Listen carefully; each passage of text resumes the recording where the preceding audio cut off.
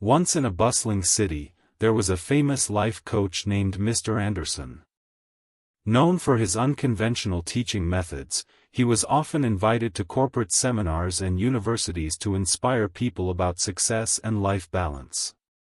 One day, he was invited to a well-known business school to give a talk on time management and priorities.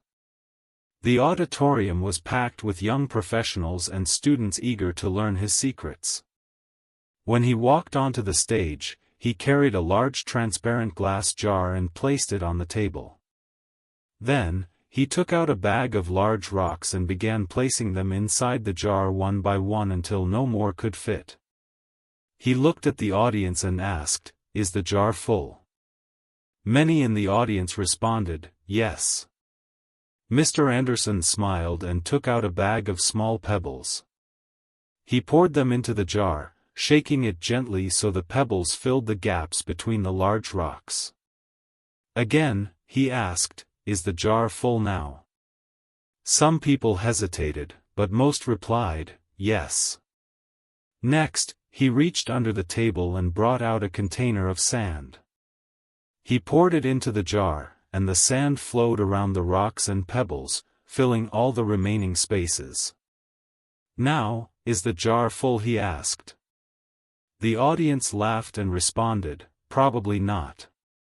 Finally, he took a bottle of water and slowly poured it in until the jar was completely filled.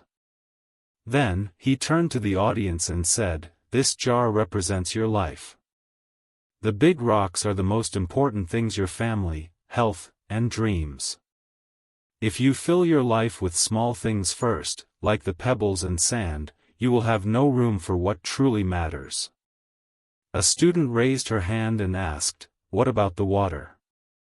Mr. Anderson smiled and said, "The water represents the small joys in life, the coffee with a friend, a moment of laughter, or a quiet walk in the park. No matter how busy you are, always make space for these moments." He concluded, "Remember, prioritize the big rocks first, and everything else will find its place. Don't let the small distractions take over your life." The audience gave him a standing ovation, realizing the power of setting their priorities right.